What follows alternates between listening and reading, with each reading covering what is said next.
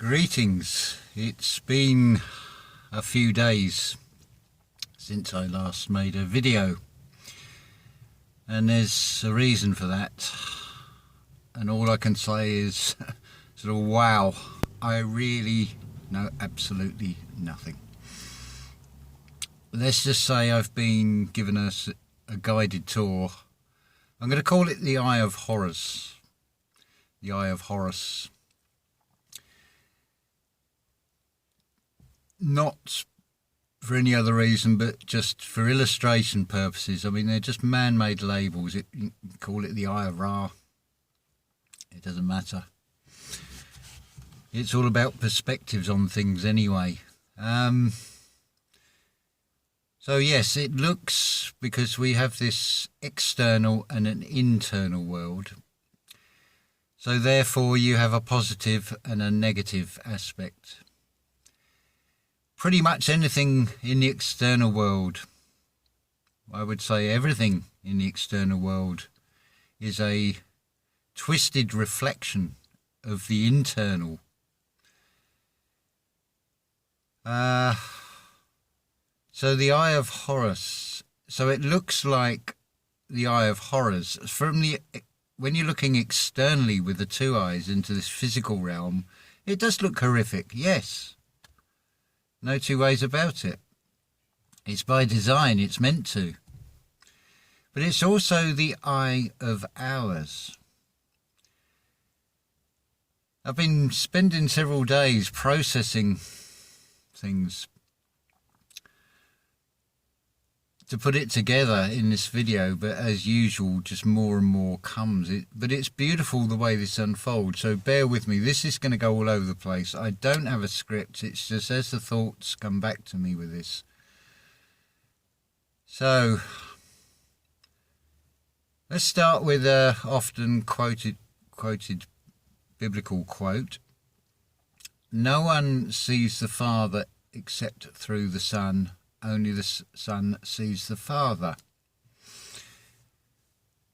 That sounds very insular, and that is exactly what it is. It's in Soul Ra. Now, what is Ra? Well, Ra is the rays of sunlight. It's associated with Jupiter, the bringer of jollity. It's a positive aspect.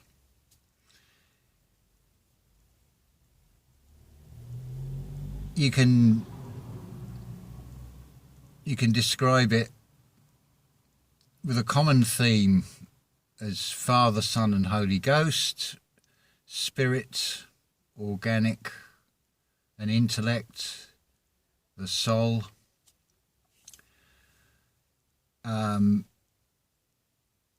We could have it as Polaris, the pole of Ra is Israel, and Kabbalah. Now, look at the top of the Kabbalah. You got a center point, and then you have a left and a right. So it forms like a triangle. It's expressed on the back of the dollar bill with an eye in it. It represents a pyramid and things. It also represents the higher conscious and the weighing things up. If you look at the scales of Libra in astrology, you'll see it expressed there. Libra is blindfolded, and it's weighing things up, and it's in balance. The expression about the tilt of the earth shows there is an imbalance, and there certainly is an imbalance between the masculine and the feminine. This is all about restoring that balance between the two, weighing up, being informed in Sol Ra. I'm mulling things over because there's so many ways I can go with this, explaining this numerically, alchemically. I can use the flat earth model, for example, with you've got the magnetic north and then you've got the sun and the moon. Forget about all these labels, all these pictorial man-made expressions, and just look at the common denominators in these things, and it's a 3. Just as you are a 3, it's expressed as 666, 6 protons, 6 neutrons, 6 electrons. Oh, shock horror, 666. The thing is, it's all about, you come out, the birth in water, you come out head downwards. You're changing your polarity, so the birth from above is head upwards. So 666 becomes 999. Now that's an emergency number for police, fire or ambulance in the UK. But it is an emergency, an emerge and see, emerge and see. It's talking about the spiritual eye, seeing things from a higher perspective.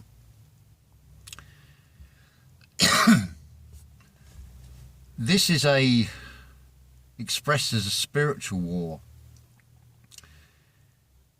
So for those of you that are getting stuck on things like flat earth, for example, that is basically another religion, but there is some truth in that to be found. It's just, when you see the same patterns in these things, so with that flat earth model, you've got the magnetic pole and then the sun and the moon, that triangle. So all you need to take from that. This is expressed across the board as a spiritual war. So why are you bothering about the particle aspect of it? It's as easy as pie. I had a voice actually say to this inside my head yesterday, it's as easy as pie. And then it said John 3:1-4. I don't know biblical scriptures that well, and I certainly couldn't quote them chapter and verse, so I thought, okay, I'll have a look. What's it say? It's the passage about Moses lifts up the son of man, the spiritual, the serpent on the pole. If you look at the crucifixion as well, essentially that crucifix is a pole in the earth. The sun is rising. So where do you come into this? Right, take away all your preconceived notions about calendars, about time. You got a zodiac. Now, some will say it starts with Aries, some will say it starts with the winter solstice. But where do you, in a physical form, your birth sign, where have you come in on that zodiac? Very few of you are going to be on any of these perceived start points. You come into this story in the middle. The answer is in the middle, in the balance. Because the story will just keep going as a loop. It is a theatre play on an endless loop to play in. There comes a point. Yes. Let me explain something to you here. You are all pagans. Regardless of what you believe in, whatever you subscribe to, whatever you think you are all pagans. In the sense of you are going to pay one way or another. You pay with the time and the attention and the effort you put into the inner work on yourself,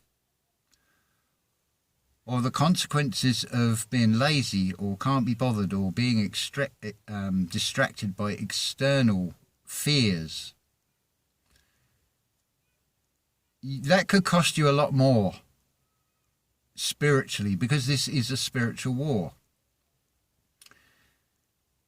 There comes a point where, and you're only going to get this through crossing a threshold. It's shown to you on that picture of the Ark of the Covenant, the winged angels, the wings. It's a reference to I think it's the third ventricle. I can't even remember the names, but it's When you raise that spiritual oil inside yourself, they roll back and it opens up a door, a tor. It starts activating the thalamus. Now look at Ark of the Covenant 2 channel, or listen to someone like Santa Spinacci if you want to understand the physiology of the internal workings of how this all happens inside. So you can at least get an understanding of it. It's like learning to drive. You read a book on how to drive, but then you've got to go through the experience of it. And now there comes a very distinct point where it's not your imaginations, it's not your ego mind that is creating things.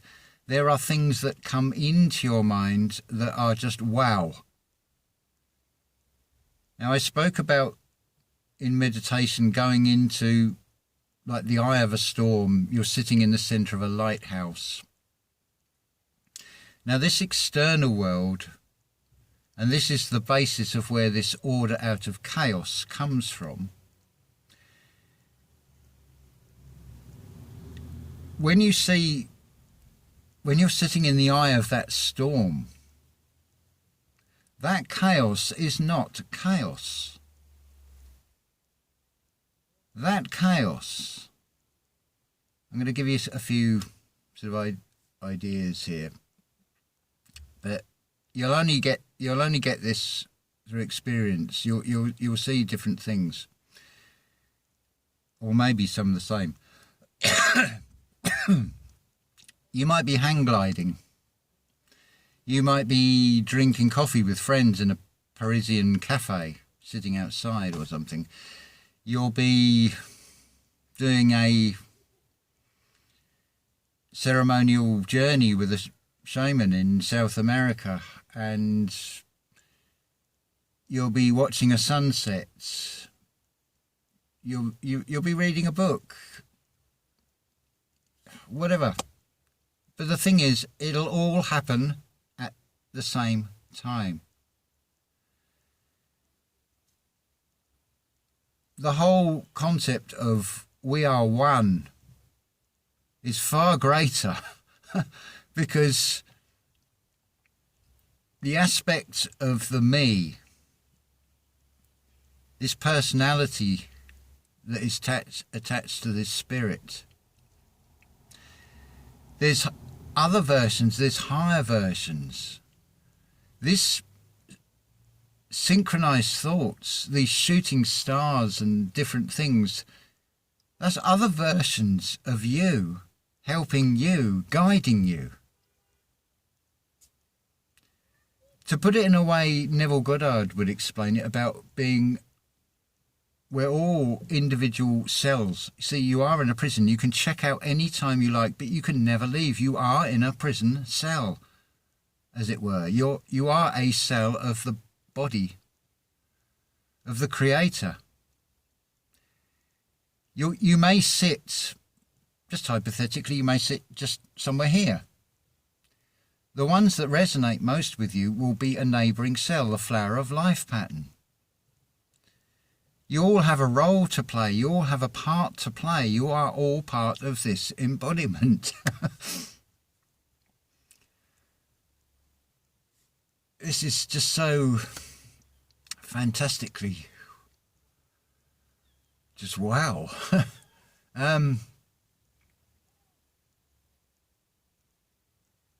Oh dear. Yeah, so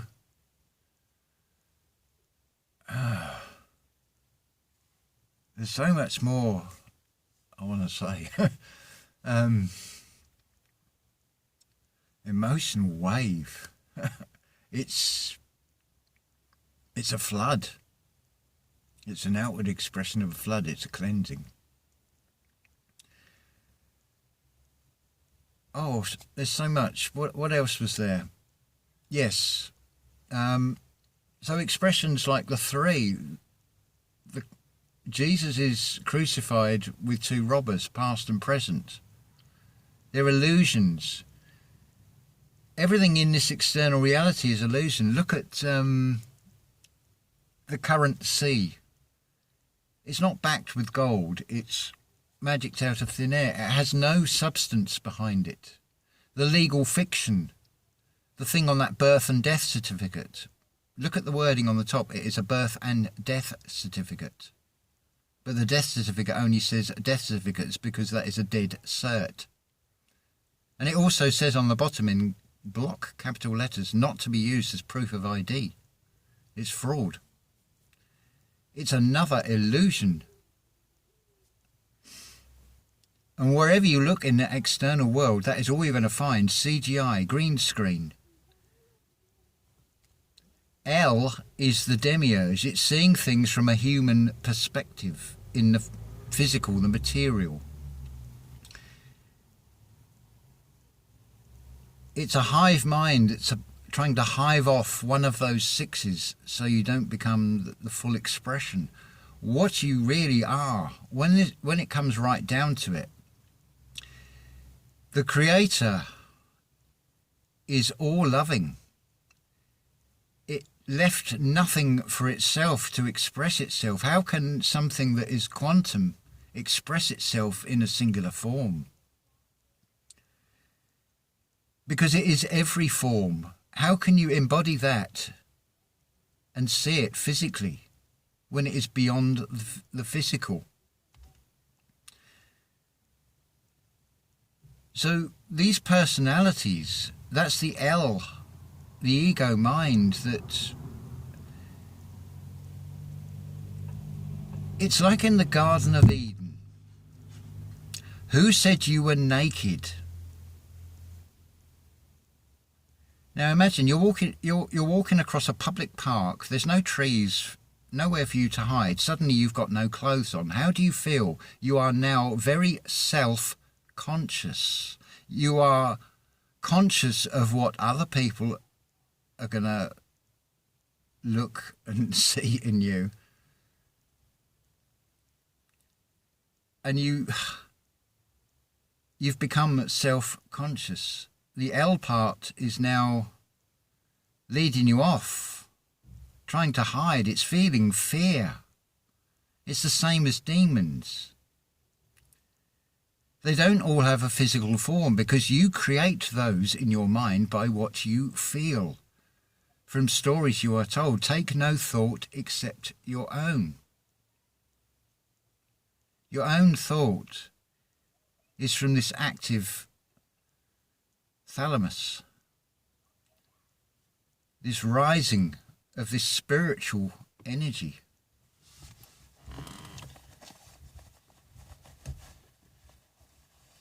There's a lot more.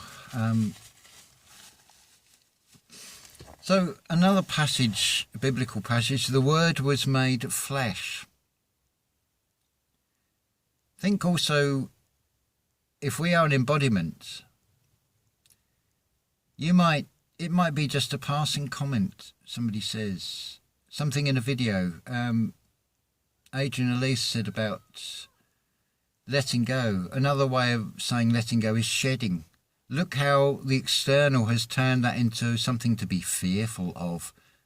But do you know it to be true? Where is the substance to back that up? Where is the proof?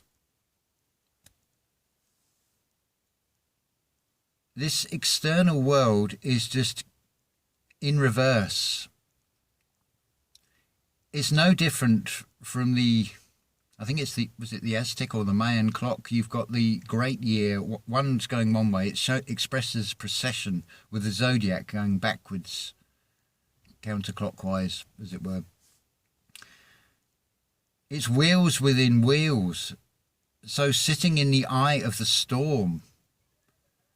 But then that first layer, there's no time or space. There is no past or present. It is all now. Let me put it another way. There's a fantastic book that many have said if God could write in words, this is God channeling through Joseph Benner. Now, straight off, I can think of two channels, Brian Scott and Giving Voice to the Age of Wisdom, have both read this book, The Impersonal Life by Joseph Benner. When you have got to a point with a meditation where you'll understand this from, say a higher perspective rather than from this material perspective, it'll all start to make sense. You'll hear that audio book.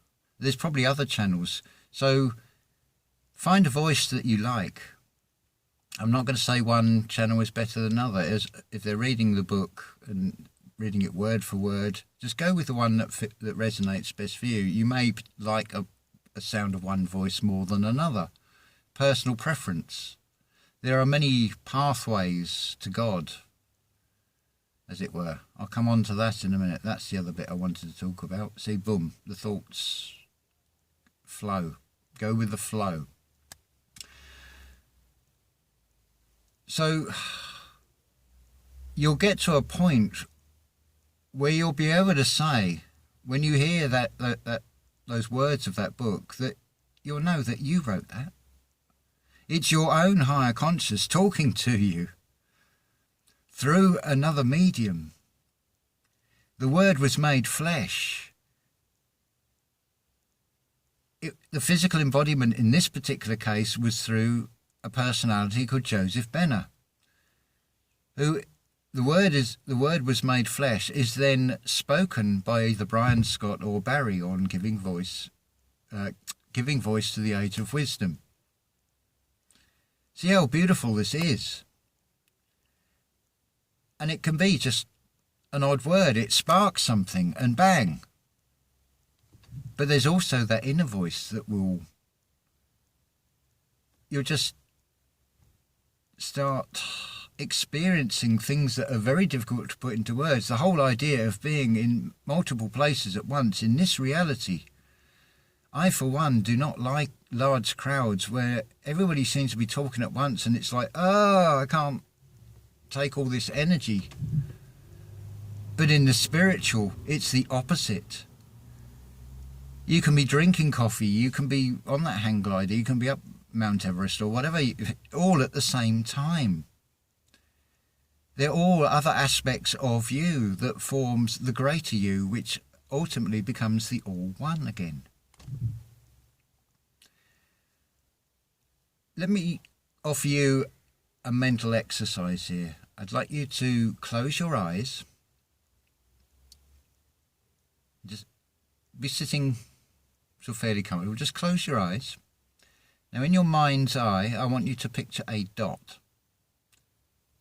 Now from that dot, I want you to draw a circle. Now think about this. What's the distance from that centre point, which is you, to the edge of that circle? Where's the edge? Did you visualise a wall around you? Did you visualise just a two-dimensional line? See what you're creating. Now, where's the time and space in that? See how it disappears.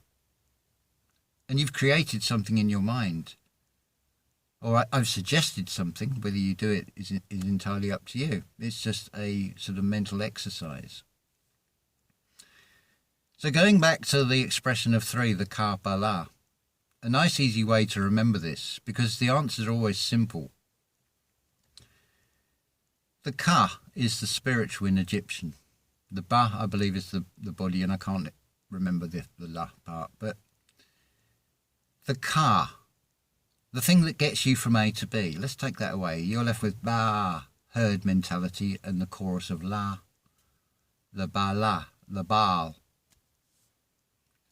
So it's important to hold on to those three aspects of oneself in this experience.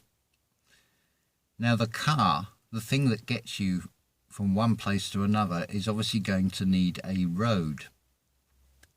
And again, a current or a theme that runs through everything is taking active steps.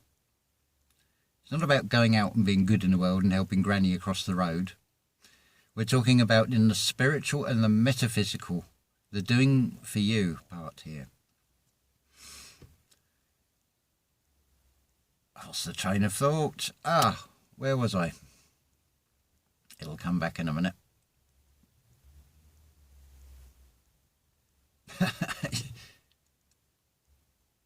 Yeah, so it will come back. Holding on to that car part of you. Yes, the car. Now, a car is obviously going to need a road and the active steps.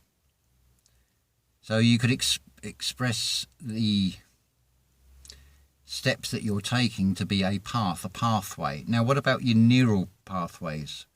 A wonderful way of brain training is to just look around, observe the external, and observe what you see in meditation. I'll come back to that in a minute. It's a very easy way of expressing that I think a lot of you will readily relate to. But anyway, so the pathways. So start looking around at things, observing, but don't add a man-made label to them. Don't look and say, oh, that's a table, that's a cup, that's a tree, there's the sky, that's the road, whatever. Just look at the things, but don't apply labels to them. Just see them for what they are. Now, the reason for this, you may get in your mind, you'll get a flash of a dream that you've had the previous night. But as soon as you try and think about it, that dream dissolves and it's like becomes like grains of sand that slip through your fingers. Because what you've done, you've applied an electrical circuit by thinking, wrong thinking, conscious thinking. So it dissolves the magnetic that would have given that to you. The visions would have come. This is why it is so important in meditation to not go, oh, what's that? And be distracted by it and start analysing it and start thinking, because you'll dissolve it. Alcohol is another wonderful way. If you don't want to do the spiritual thing, then have a drink. They're not called spirits for no reason. But there's polarities to things. So you have a negative polarity and a positive polarity. It's expressed as the caduceus. Remember, there's two. So it's keeping them in balance. It's getting that dialogue going between conscious and subconscious. But it is also about that inner eye, that activation that opens up doorways to realms, realities. Whew. You will see, most likely, I would have thought, you'll see stars born. You'll see stars die. It's possible that the as above, so below will come into this. That in this external reality, you may actually start seeing stars going out. I don't know. I'm speculating on this from what is seen in the meditation.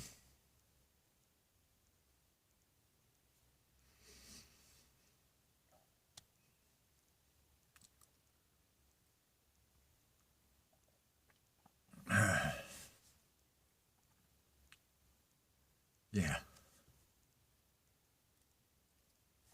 Gotta sit with it and